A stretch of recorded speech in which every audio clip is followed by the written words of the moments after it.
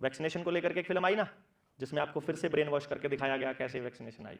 अब आगे आएंगी दूसरे प्रोपेगेंडे जो इनको चलाने हैं, उसके लिए फिल्में आएंगी। अब आपको फिल्में देखना भी सिखाएंगे हम कि फिल्म में वो आपको क्या दिखाना चाह रहे हैं, आपके दिमाग क्या क्या एब्जॉर्ब करेगा। जिसका दिमाग यहां तक है वो इतना कर लेगा, जिसका यहां तक है वो इतना कर लेगा, जिसका जहां खड़ा है वो वहीं से सोचेगा, उतना ही सोचेगा, उससे आगे नहीं सोच सकता। सिंपल फंडा, नहीं ना?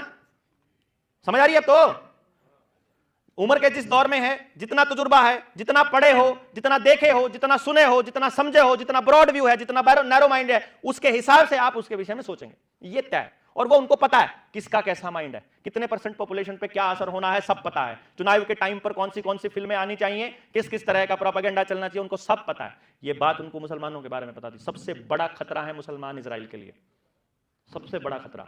क्यों?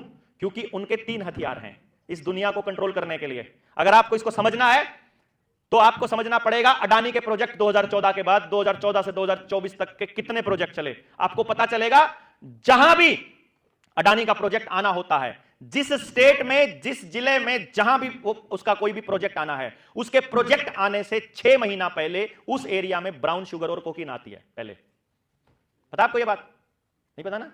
इससे स्ट्रक्चर पहले वहां कोकीन आएगी ताकि आपके यूथ को, एक यूथ ऐसा तैयार किया जा सके जिसको किराए पर किसी को भी मारने के लिए हायर किया जा सके। समझ गए ना आप? एक इतने % ऑफ पॉपुलेशन ऐसी हो जाएगी जो कोकीन के लिए किसी को भी मार देगा। किसी इंस्पेक्टर को मारना है, पुलिस वाले को मारना है, मात्र एक पुड़िया के लिए, क्योंकि वो डेस्परेट लोग होते हैं ना, उनको पुड़िया चाहिए किसी भी कीमत पर। नहीं समझे? पहले कोकीन और ब्राउन शुगर आएगी, फिर प्रोजेक्ट आएगा। फिर आप उन प्रोजेक्ट्स को एक बार लिस्ट बनाइए, फिर उन प्रोजेक्ट्स के कनेक्शन डॉट्स कनेक्ट कीजिए, फिर आपको पता चलेगा इस पूरी कहानी का। फिर विकास बताया जाएगा उस जगह पर कि अगर ये आएगा तो कंपनी आएगी, कंपनी आएगी तो रोजगार आएगा, रोजगार आएगा तो तरक्की होगी, सड़कें बनेंगी, बाकी सब होगा, वो सब कुछ बताया जाएगा। सब मान लेते हैं कि हाँ, प्राइवेटाइजेशन होना अच्छी बात होती है और तरक्की होती है। तो इनके 3 हथियार हैं सबसे बड़े। एक है नशा, जिसमें स्पेशली दारू आती थी पहले तो खाली ना, ये कोकीन वोकीन तो अब आई ना, इन्होंने नया डिजाइन निकाल दिया। दूसरा इनका जो हथियार है सिनेमा, माइंड कंट्रोल के लिए सिनेमा का इस्तेमाल करते हैं। और तीसरा इनका हथियार है, जैसे मैंने आपको बताया, ये इंटरेस्ट पर पैसा देना, बैंकिंग सिस्टम। ये 3 हथियार हैं बड़े इनके, इजराइल के। और मुसलमान स्मार्ट निकले, उन्होंने अपने कुरान में तीनों को ही हराम बोल दिया। समझ गए? इन्होंने तीनों को हराम बोल दिया।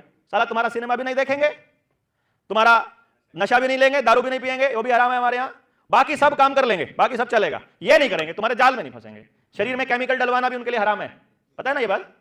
धार्मिक आधार पर बचे रहे, ठाट से मौज किया उन्होंने फिर ठेका उठा रखा। भैया इतने दिनों से सुपरस्टार, पहला सुपरस्टार दिलीप कुमार, वो कौन था भाई? यूसुफ खान है। इतने दिनों से कौन राज कर रहा है? सलमान खान, शाहरुख खान, इमरान खान।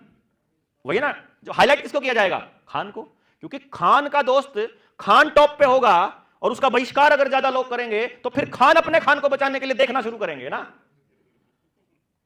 चालू करो इनको, चालू किसी तरह। भाई इसमें गेम खेलेंगे ना, दोनों तरफ का फायदा है कि नहीं है? बताओ आप, दोनों तरफ का फायदा।